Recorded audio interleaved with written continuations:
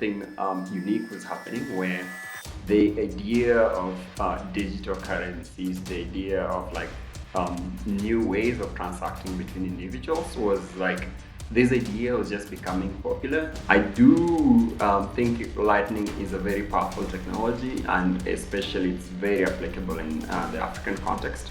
Given for most of us, it's it is just the level of transaction that is relevant. The full Bitcoin transaction is for most people not very relevant. Maybe to businesses in Africa and other places in the global south, but to the individual, being able to do what you might call a microtransaction, I see a lot of potential there, and I see a lot of interest. It's materializing. I am one of the people attempting it, sure, but there's a lot of that going, and I'm so excited to see it come up.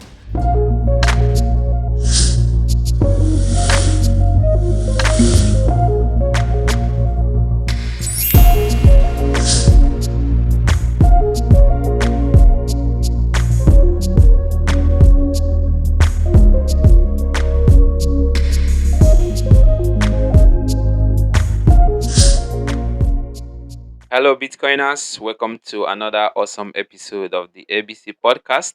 Today, I'm really thrilled and excited because we have Jodom, who is a visionary leader and builder on the Bitcoin space. He's really at the forefront when it comes to building Bitcoin solutions in Kenya and in Africa and really empowering individuals to leverage on the Bitcoin. He also does a lot of community work on bringing up the new developers. He also a co-contributor to the Fedimint, which is really exciting, and also he's really dedicated to leveraging technology, especially Bitcoin, to for social good.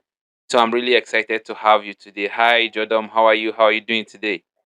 Hello, Nick. I'm doing great. It's really, really wonderful to be here with you today. Yes, I'm so Awesome. excited. Yes. Awesome.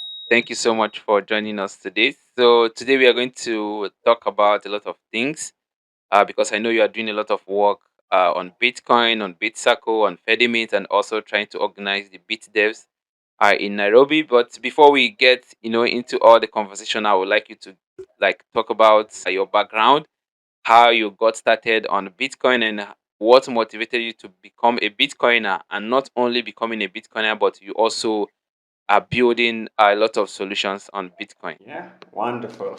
I was dreading this question, to be honest, because it's like, tell us about your journey into Bitcoin. And we all Yeah. have kind of maybe similar journeys, maybe not. So just to the community and to the audience, a wonderful introduction, Nick. I have gone so far in my time in Bitcoin by the name OK Jodom. So this is one of the few times that I'm actually, labeling as Jodom, which is my official name. And my journey to Bitcoin and the whole space, has been many years in the making. So I first interacted or first heard about Bitcoin and other cryptocurrencies back when I was in college, 2016, 2017. And in college, I went to college here in Kenya, where I am right now in Nairobi. So I was like studying my engineering degree, but I was hanging out a lot in the like technology space. And around this time, something unique was happening where the idea of digital currencies, the idea of like new ways of transacting between individuals was like this idea was just becoming popular. And if you study the history of these things, these technologies we're working on, this is the time when, new ideas were being tested. It's like, okay, how you have Bitcoin already, but how else can people build stuff? So there was a lot of that. I got exposed to that a bit, but to me, it's like, oh, this is a lot of new information, and like not really keen on understanding what this Bitcoin thing is, what mining thing is. But I did hear about it. This is the first time I heard about it. Obviously, just said, anything important enough will come back to me. I'm not going to touch that. So I went off, I think my understanding today in the journey is like that whole momentum, that whole craze, that whole building and community, whatever, died off. And now back to years later, I came back to the idea. So that thesis of anything important will come back. It came back to me in the year 20. end of 2019, 2020, when I was like, ooh, I got exposed to different financial system. So the story is, by this time I finished college, 2019, 2020, transitioned to the Americas. And so I got this exposure to a whole new model of banking, a whole new ways of people interacting with credit and what have you. It's like culture shock, financial culture shock, what have you, and then learning a lot. And then I was learning about money again, how money works for people, how money works for me in this new environment. And in that learning and now interacting with Mhm. money, including cross border, that's when I started understanding Bitcoin again and started to dig more into it. Yes. Since then, it's been quite the rabbit holes of trying to understand how these things work. So, from just understanding how I can transact with Bitcoin, I have to confess here that there was a period of everything goes. So, Bitcoin, the other things we don't touch these days. Yeah. But at some point, it crystallizes that the invention is actually Bitcoin. When you read the white paper and you do understand the problem that was, being trying to be solved by the original cryptographers and people who are building the internet. Like, oh, this thing is really, really important. And for me, it clicks in early 2021, going like that whole year was a month of reading Bitcoin because white paper, trying to understand technology more. And by close of 22, I was like, I really want to work on this. This is the thing I want to build. Yeah. Awesome, awesome. That's always really exciting for me to hear people's Bitcoin story and how they started. I think, and most of us for Africa, it's always about money, right? It's always about how you Absolutely. transact, how you can make money from one country to another. That's always what really sparks our interest, and it's interesting to hear everyone's story on how they get started on Bitcoin. I know, I mean, since you started, you have also been building a lot, and I know that uh, you are building Bitsacco. I think I've heard the name before, but can you talk about Bitsacco and what is it about? Yes. So to talk about Bitsacco, I have to talk about what a SACCO is. And a SACCO is a very common model of community banking in Africa and the global south generally. The full definition is savings and credit cooperative organization, right? So you have your regular brick and mortar banks. You know, when you say banks, people have an idea of what that looks like. And then when you say mobile money, particularly in Kenya or in Africa, people also have an idea what that is.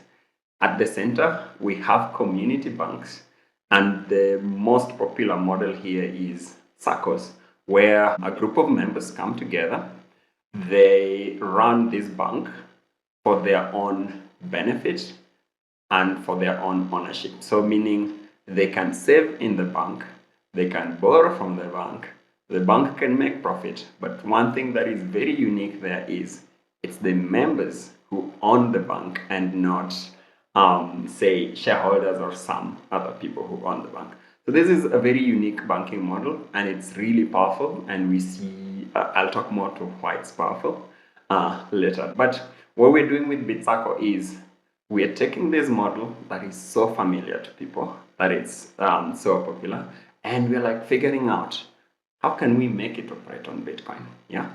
So today we are figuring out building the first SACCO in Kenya and anywhere else as we can understand that operates on Bitcoin. And within that, we are testing other familiar financial structures. So if you live in Nigeria or somewhere in Africa, in West Africa, you're probably familiar with AJOs or ESUSUs. If in Kenya or East Africa, the Yeah. word would be chamas and what have you. So informal community groups that do banking Mhm. together and transactions together. Yeah, you know, if you're in South Africa, it would be the Stockfells and what have Yeah. you. And so these are the ideas we're interested in exploring within that structure of a SACCO on top of Bitcoin. That's really very interesting because it's very, very, very common. The community banking is really common. Like you said, I think in Nigeria, some call it Isusu in some part, and some also call it Ajo. And I also learned that it's called Chama in Kenya. So it's really interesting to see. But I mean, how are you guys trying to integrate this system into Bitcoin? How are you figuring out how to make it work. Yes. So we are deploying a circle in its non-structure, but underneath the goal is when a member deposits into the circle, when a member moves money, like from one member to another, or within the context of a chama within the circle, it's all denominated in Hmm. Bitcoin. So Bitcoin is the asset. And then we build structures around ingress, like entry or out. So that's on ramp, off ramp. From mobile money, for example, that's one of the things we're trying. So from a user's perspective, they see a circle that they know and trust and love, right? But the new thing is Hmm. now they're thinking, hey, when I do make this deposit into that circle, it is Bitcoin. And then we are figuring out how to teach them what that means. So the implications of that value being held or that asset being Bitcoin and building exits which are Bitcoin denominated. So you can then go into a circle or into a Isuzu save like that, and then you can move that value out if you need to in Bitcoin. So it's a way of like even learning how to interact with Bitcoin. Yes, I can go more into the technical side, and the should I? No, I don't think we want to know about the technical side because I don't know if I don't even think that me myself is going to really understand when you start talking about the technical side, because I think it's pretty much easy to understand it from a user point of view, because I also know that I've done that Esusu with my friends, where every month we contribute a particular amount to someone's account, and then the next time it continues to rotate. So it's quite simple to understand it, and then looking at it also, it usually expand through maybe in 1 year or in 6 months, and it's be really interesting to see that this how this will work on Bitcoin and how we can do it on Bitcoin, because sometimes you are giving money a value today, and then maybe today you gave, like, maybe let's say 100,000 naira, that is worth maybe $100 or something. I'm just using example, and by the time you receive Yeah, the same amount, it's already less than $100. So by the time yeah, the thing rotates remember to you, so it will remember. be interesting to see, yeah, to see how it's going to work on Bitcoin. And my next question to you about Bitsacco was actually how what problem does it solve, or how is it unique from the traditional system, which I think it's really very obvious to understand. But I mean, maybe for our audience, can you explain how it's different from the traditional system? It's not different from the traditional system. So we aim to solve the exact same things. One thing I have learned, or that we are learning as Bitsacco, is people find ways of solving their own problems. For example, with chamas, esusus, or circles, people come together to solve immediate problems. So there could be a Nova group that comes together, they pool funds. So it's a group of five. They're like saving 1,000 Kenya shillings. That's about $10 every week. And the goal is for them, with that pool of funds, they can take a part of it and then they pay school fees in 3 months. That is the goal. So they have a gap. So members have a goal and a gap. And the way they solve that is they do some form of collective informal banking to solve that problem. So with Bitsacco and these structures that we're trying to build is we are giving them platform for to solve those exact problems in exactly those dynamics that they're doing, but with the benefit of Bitcoin. We are not trying to be different from the get-go. We're trying to give them the same power on this whole new railing, on this whole new financial structure.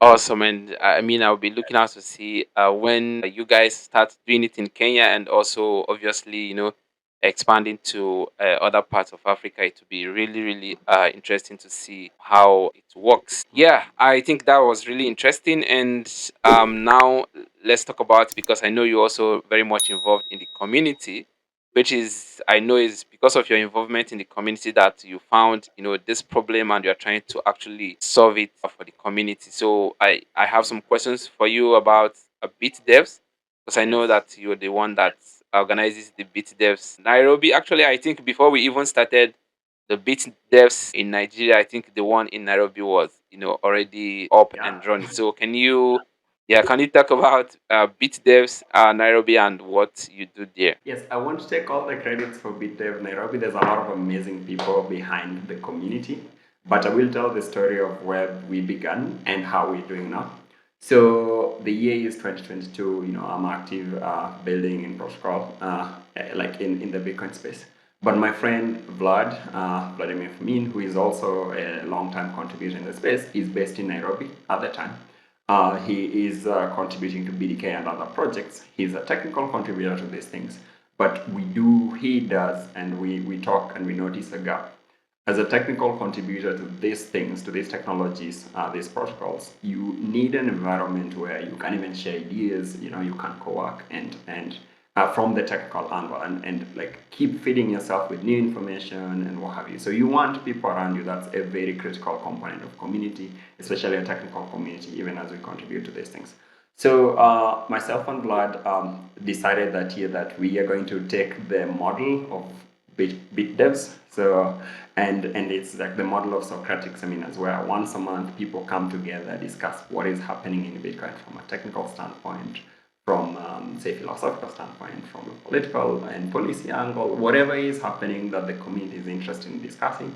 But this space also gives you like opportunity to go a bit more technical. Try to understand, don't just touch it on the surface. So that is the beginning of BitDevs. We set it up together. And for me at the time, I'm out of Nairobi, mostly out of Nairobi. So I was like part of the community in remote for most of 2023. So we've been operating since December 2022, the whole of 2023.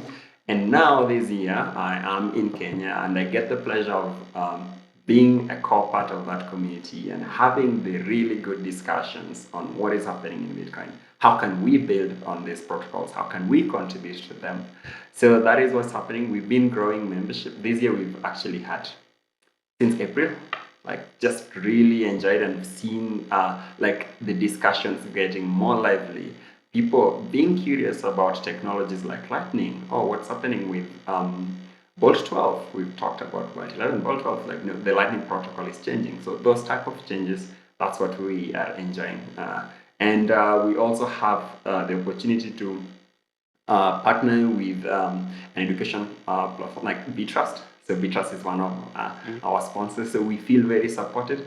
And in translation, we can then create the space for the community to come together every month. Good people Yeah, behind that. awesome. It's always yeah, it's always interesting to see. Sometimes I attend the one in Abuja as well, but most times I just sit and listen to them. But even though I don't understand everything, but I know that something is interesting is really happening, within the Bitcoin protocol. And I also know that this always creates space for new developers that want to build on Bitcoin to come and also try to understand what is happening on Bitcoin and how can they get started. So how has it really impacted in terms of bringing in new developers from other aspects of development to come in to build on Bitcoin?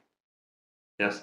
I would say before BitDevs Nairobi, first of all, there was no such space for Bitcoiners and Bitcoin adjacent protocols in Kenya or anywhere that we know in Africa. So one thing, as you mentioned earlier, we're really glad the whole idea of BitDevs has picked up and we see it in a number of places. But that's outside Kenya. Within Kenya itself, we see interest from the universities. So a number of students drop in from the universities that one time a month.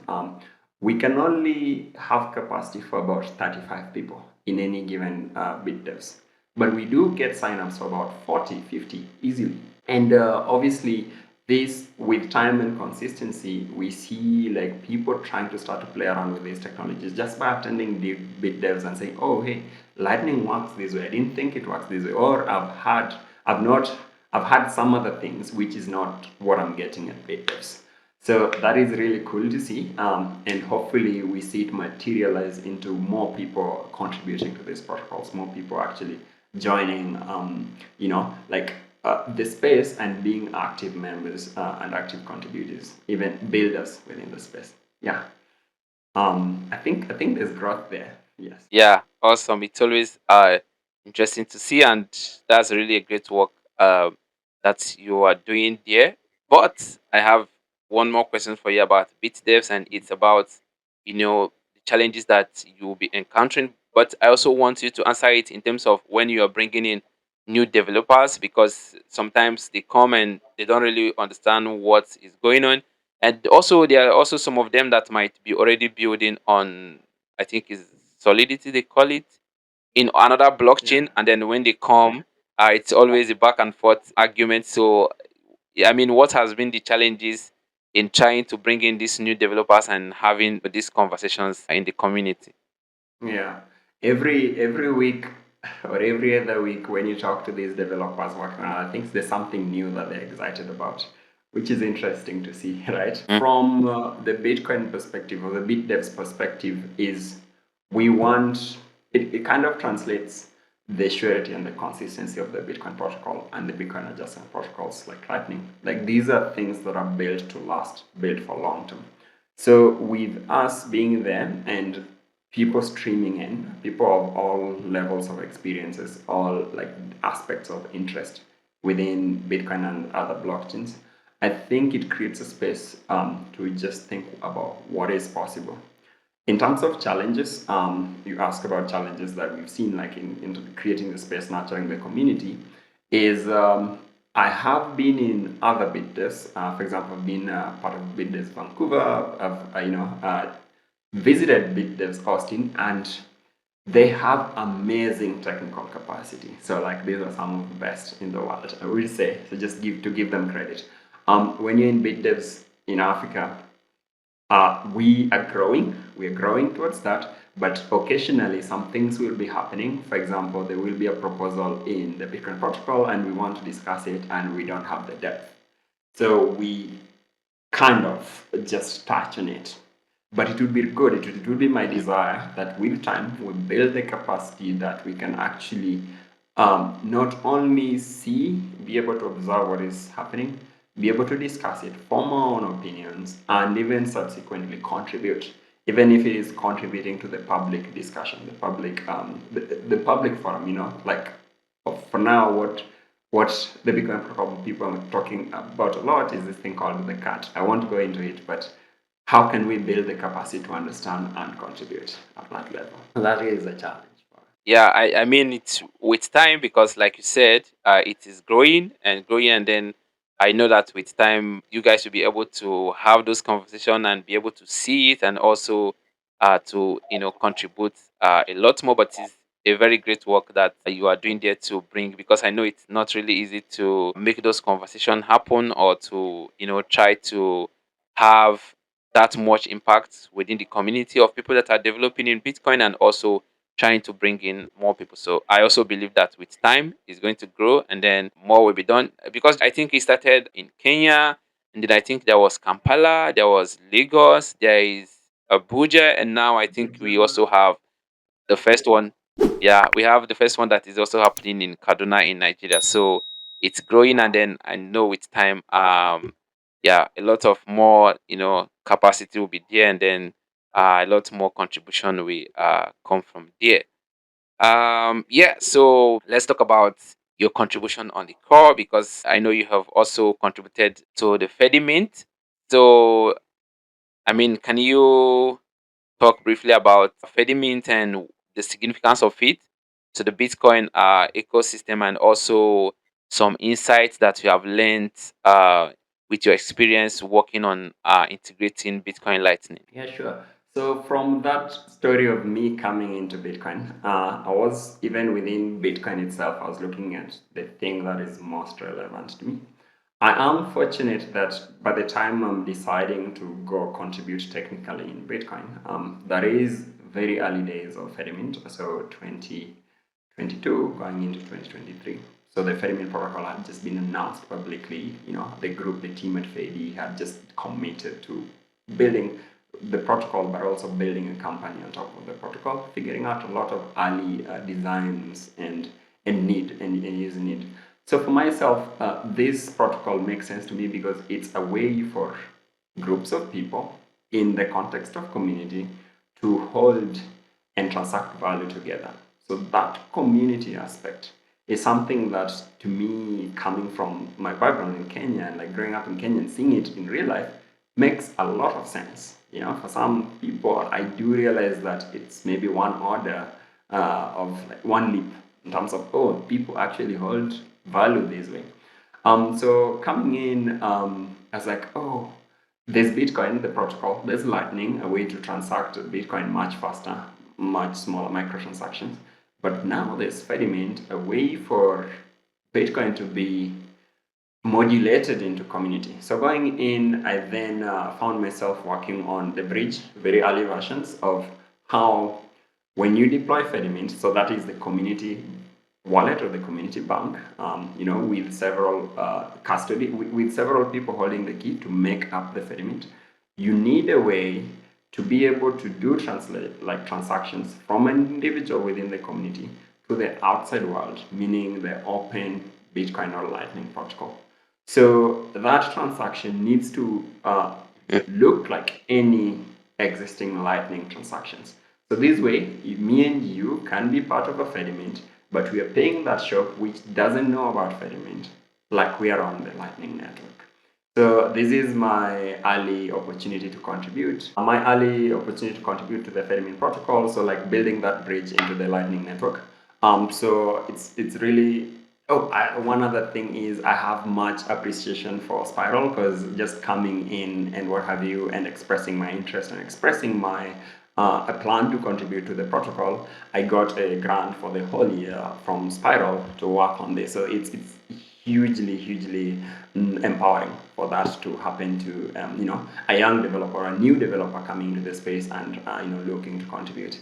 I'm mentioning that because I see that also something that is scaling right now with new contributors coming in. Fedimint has evolved a lot as a protocol. So now it's moved from that early research phase to a system that is a protocol that is easily deployable at production grade. So I see a number of communities across the world deploying Fedimint. And by the way, something important to note here is the definition of community can be pretty generic. It can be a family, it can be a business, it can be a whole city, right? It can be a circle, which ties into what I'm building now, right? Yeah, Yes. yeah. Yeah. So the protocol has continued to evolve. There's a lot of good people working on that right now. For me, the focus this year is look at the protocol and look at other things from the angle of how does this apply to my community. Finally, it's ready enough, it's mature enough that I can try to go package it and deploy it within the Kenyan context. Try to build models around it that we can then possibly deploy it in other places in Africa. So lots of good work. And yeah, that is just watching it like and being part of like early days. Yeah, I think that's really awesome because now I don't think I need to ask you again maybe any project on Fedimint because I can already see and hear about Bitsacco, which is, what you're building on. So it's really interesting to see. And I mean, looking forward to more things because I know that now it's a protocol that a lot of persons can adopt and then deploy it to their communities, and they also giving the communities power to secure themselves on their transaction within each other. It's really wonderful thing to see, and then hopefully maybe in ABC we are going to see how Bitsaco really works, and then try to feel it a little bit. Looking forward to Talking that. about light, Exactly. yeah. Yes.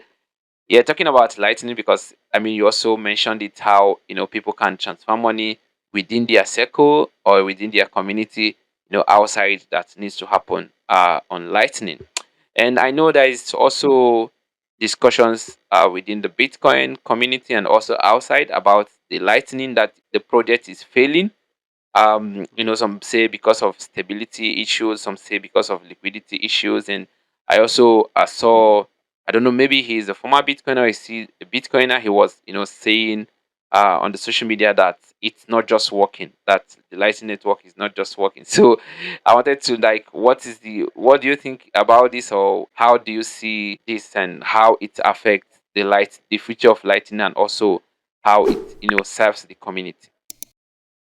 Yeah, I think so. In Bitcoin, we talk about proof of work a lot. Lightning, even protocols need to show us their own proof of work. I completely want to throw out, maybe that's a perspective. I try not to, opinions will exist, whether these things work or not, right? I do think Lightning is a very powerful technology, and especially it's very applicable in the African context. Given for most of us, it is just the level of transaction that is relevant. A full Bitcoin transaction is for most people not very relevant. Maybe to businesses in Africa and other places in the global south, but to the individual, being able to do what you might call a microtransaction. In summary of what I was saying is like, from my perspective, Lightning is a very, very important protocol as far as the Bitcoin ecosystem goes to build solutions that work for us in Africa and other places, as we can understand. Because most of the majority of the transaction we see happening is what you would consider a microtransaction. That is it. If someone is trying to sell some other thing other than Lightning within the Bitcoin space, that thing needs to prove itself, right? So there's a lot of new protocols coming up, which I'm personally excited to play around with, but they're all within the Bitcoin protocol, so they're not leaving um, the scope of the invention of the important financial invention that is Bitcoin. If someone is like jumping beyond that into those other things, there might be reasons, but I personally try to understand and listen to opinions, but I have no opinions of my own. Yeah. Yeah, I also completely agree with you when you say it's working for the African context, especially for doing microtransactions. That is what it's actually made for. So I also do not know from the opinion because, like you said, opinion exists, but I also don't know from which point is it coming from. But I also know that it's also working when you try to do microtransactions, which is the reason why it's really there or why it's really relevant for us, especially for us in Africa. Mhm. Um, I know that you had a background in engineering, and also you also had some time in the Microsoft, and then I mean it must have given you some insights while you're on working your time in the Microsoft and before you started, you know, developing and building on Bitcoin. How did the experience that you had in other developing environments help, your approach to building solutions on Bitcoin? Well, I've thought about this a lot. It's first of all, it's a significant shift in experience in terms of structural experience in an engineering environment. So open source is a whole other culture compared to corporate environment from even an engineering perspective. But there are a lot of similar large scale engineering challenges. How you build a protocol, you're probably thinking about the whole world. But if you're building an application like we're trying to do with Bitsacco and architecting it and trying to get it right, you're probably thinking of how is this going to reach the right number of users, how is it going to evolve over time. I would want to say that experience translates and carries well, but I also want to say in many ways, coming from a corporate background to open source and protocol development, there's a lot of things you have to unlearn. So it's not always that, oh, hey, corporate background comes to Hmm. open source and what have you, like you're naturally just jump into it. There's a lot of cultures and approach shifts that I have had to, like rethink and try to understand. But there's a lot of reward to building something that is immediately impactful, not just for yourself but people around you. From corporate angle, you might build something, but it's like years of rollout and what have you, that type of thing. Yes. um, what else? Hmm. We keep learning. We learn. Yeah, and I also think that probably your time in the corporate environment also helps to, shape how you now translate what you learned there to how you can fit it on how it works on Bitcoin protocol as well. Because for me, I don't know, because you're a developer and maybe you understand more the technical side, but I think it's always different from what is in other protocols or maybe in a corporate environment, maybe when you are building an app for banking and stuff like that, to when why you are trying to deploy the same on the Bitcoin system. So I think it helps from the corporate and translating it to Bitcoin as well. Yeah, so I think it has been like really good conversation with you, but we are rounding up. But it's also for us important for us to talk about the future. How do you see, because you have been contributing on Bitcoin for some time now. So I would first of all ask you about development, and then maybe the broader community, in Africa. So looking ahead in the future, how do you think that we can have more developers contributing on the Bitcoin in Africa, especially building solutions that are really meant for African, and solutions that understand the problem we face, just like you know Bitsacco. So how do you see the future of developers and bringing up more builders on the system? I think in terms of observation, I've seen in just 2 years a lot of new developers come into the space, go through a phase of learning, and go through a phase of onboarding and starting to contribute. I looking forward. I want to see that scale, and I know there are people who are actively on this. I will again give kudos to Bitrust on the work they're doing in terms of upskilling and on ramping developers across the continent. Mhm. And this is like really broad looking. So from Bitcoin, the core protocol, to Lightning, to BDK, SDK, LDK, and Fedimint, and other things. It's really really amazing to see. Um, Onboarding, training, upskilling, getting your hands dirty, and not forgetting your environment and the challenges that you're seeing with financial, transactions and financial things daily. I think that would be very important for us to then take the exposure and the skills we are building as we as developers, as we're getting in the space, and then translating into things. Solve a problem for yourself, solve a problem for people around you, right? And then scale that. If it is cross border, if it is, oh hey, how do I pay for this subscription? I have Bitcoin, but how do I do it? Yeah, that type of thing. Like I think I see a lot of potential there, and I see a lot of interest. It's materializing. I am one of the people attempting it, sure, but there's a lot of that going, and I'm so excited to see it come up. Just looking forward. I'm looking forward to Africa Bitcoin Conference, the developer day specifically. When we get to see what people are doing, have been building this space, and other exciting stuff. So there's a lot of potential, and I think it's happening. Yeah, I also believe that it's happening gradually when we can have more Bitcoin core contributors in Africa who are really building African focused solutions, and we're looking forward to that time, and also to the African Bitcoin conference for the developers day, to see a lot what you guys are doing. I hope I understand things that will be going on there, because when it gets technical, I'm just like just looking at and not really knowing what is going on. But hopefully, we are going to see a lot more of what you guys are doing.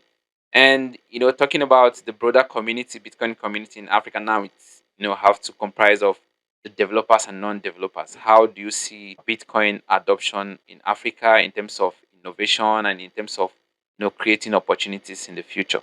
Yeah, I think there's a number of things happening. One of those things that are encouraging adoption is just policy change, both in the negative and in the positive. So, a positive policy change might look like the Kenyan government is taking a certain posture towards energy and Bitcoin mining. And just by that fact, suddenly in the headlines, people are talking about Bitcoin and currency and mining, and we see interest in people like, oh, this is a thing I can interact with. A negative policy change could be the thing we see with Nigeria, like banning Bitcoin and what have you. That again creates the headline, and that creates the crisis, and that creates the need for us to adopt more of these technologies. So there's silver lining on even the negative side. I would say the need is increasing for us to even do more adoption. Like here in Kenya, like just economically with every passing year, there's a need for us. Like Kenyans are very explorative. Of like, hey, what can I do with my money for it to give me the most value possible? Pair that with systems Mhm. that are familiar to people. This is something that is like, that is Bitsacco. That is the thing I'm most excited about. How do I tap into that familiarity so that you bring these technologies, you bring access to these systems closer? They don't have to, like, I as an individual, as a user, I don't have to make 10 like leaps for me to even understand the thing. How do I then immediately access it? Like, I learn about it today, I can access it in a form that is familiar and safe to me, that I'm used to. It can be a stepping stone to something, but don't ask me to make 10 leaps in terms of understanding before I can access the thing. Make it easy for me. So I think with us Mhm. building more such tools and experimenting, we will get to a point where the user, the technology and the user meet. It's just a convergence. I'm excited about So that. I'm also, looking forward to that future where we have, more solutions that people can use that is also really simple for people to use, and then also in a way that they can also, easily understand and can be educated and can also adopt, Bitcoin. And one of the important things that you also mentioned is about policy. We cannot really underestimate the importance of policy. So hopefully we have more policy that is made for Bitcoin and not maybe copying policy from other fintech Yeah. and trying to, you know, make it work for Bitcoin or really stopping the whole thing. So hopefully we see, a more friendly policy that will really make it easy for people to adopt Bitcoin. Because I also know that some people, when you try to teach them about Bitcoin, they try to say government is this or government is that. So hopefully, in the future we can have more policy that will make it easier to onboard people on the Bitcoin, and also, helping them to leverage Bitcoin as well. I just want to say at the same time, while we hope for good policy, we know our systems. So at the same time, we probably have to build with censorship resistance in mind. So yeah, we won't forget that. Yeah, Yes. yeah, of course, of course.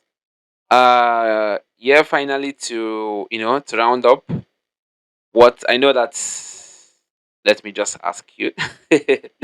So, which project are you currently working on in the future, or what are we looking at from you in the future? Bitsacco is the project.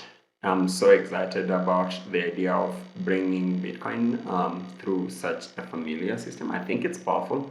I think the work is prove it, like proof of work. So I'm excited about now to December. I'm excited about next year. Mhm.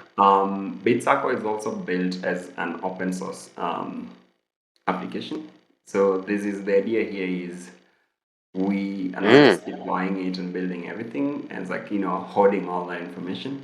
We are figuring it out in the open, as in open source. I think it's an idea that is should be Mhm. easily replicable across a number of places in Africa and just beyond that. So we will learn. We will learn in Kenya. That's what we're doing. We are deploying a circle on Fedimint in Kenya and learning and serving our users and templatizing it so it should be easy to replicate somewhere else. That's what you should expect. Awesome. That's really a bright one, and I'm really looking forward to it to see when it starts working in Kenya and in a lot more African countries, because it's going to solve, a lot of um, problems in terms of savings, in terms of, contributing within the community. So I'm really excited, and then we're looking forward to it. And I hope that you have something to show us about it in ABC in Kenya. So I'm also looking forward to that. Yeah, it has been really good conversation with you. Thank you so much for making out time, and also I hope you guys are really preparing for the African Bitcoin conference for us, right? Yes, we are. We are looking. Come on, everyone, show up. You should even start, the journey now. It's going to be so amazing, and Kenya is a beautiful place. I hope you all enjoy your time here. Yes, welcome everyone. Karibuni. Yeah. Looking forward to seeing you and everyone from the 9th to the 11th of December in Kenya for the African Bitcoin Conference 2024.